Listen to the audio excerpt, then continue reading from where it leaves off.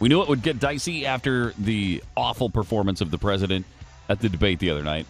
And so what happens right away, but all of a sudden now, and this is great, if it was real, if Americans were not hurting anymore, if Americans were employed who needed to be employed, if this was all real and happening, it would be great news. It's not real. And everybody knows it. And you know this in your own life if you're struggling. You know this in your own life if you've got a part-time job and you're looking for full-time employment. It's pathetic. You're going to tell us now, all of a sudden, after you got your ass kicked in the debate the other night, now you can go out on the campaign trail and announce to the world, well, we're right back where we started, 7.8%. This is great. It's working. You don't want to change now in midstream when we got some momentum now. Now we got our momentum. Oh, it's so transparent. Oh, you know what's going on here. It is so bad that CNBC asked Hilda Solis about this.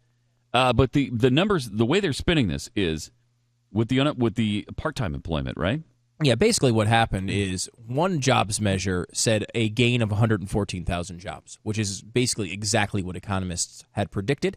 It's a rate that would take until the year 2025 for us to get back to the jobs numbers that we had before the recession, the economic crisis that happened in late 2008. So it's not like a good number, but it's about what they predicted. Shockingly, though, they also predicted the unemployment rate would rise to 8.2%. Instead, it fell to 7.8%. That's a gap that almost you never, ever see. A 0.4 is, this thing ticks up and down 1/10 of a point, maybe 2/10 of a point occasionally. A 4/10 of a point gap is a major, major gap, and it seems out of nowhere.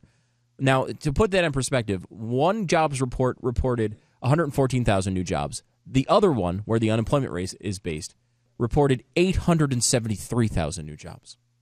114,000 compared to 873,000.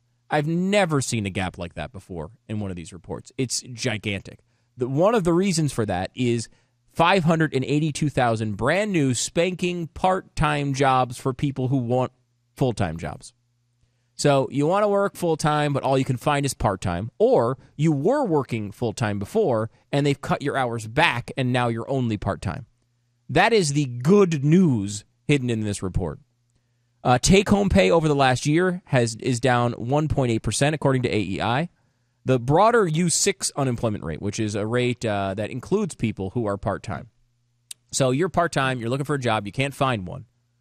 That rate is 14.7%, unchanged from last month.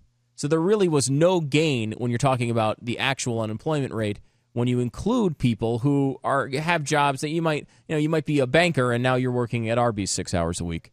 They're including this as fantastic job growth. Yeah, but you get delicious roast beef sandwiches. Right, and those for I think a discount, like a 10% off kind of thing. Yeah, 10 or 20, Arby's. maybe even 20% off. Yeah. So sure, you're not making the seven-figure salary anymore. You're working for $7.80 an hour.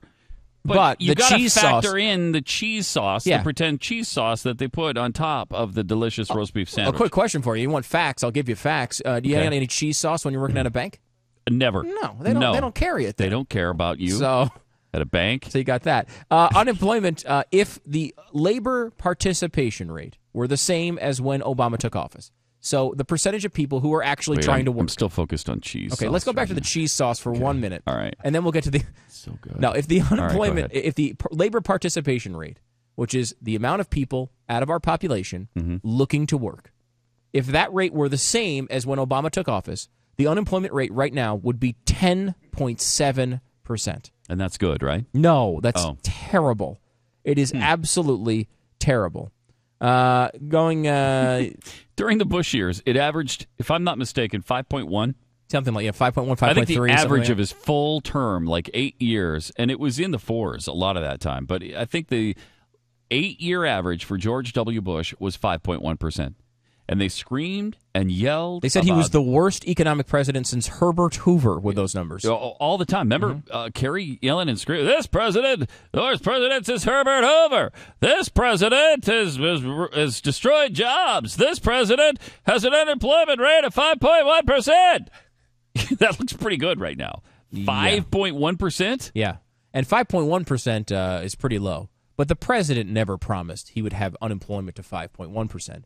He just promised that he would have unemployment to 5.6% by now. Yeah, if you let him have his way, and we have. And we have. He, of course, passed the stimulus package. His own prediction was it would go to 5.6% by now. It is currently 7.8%.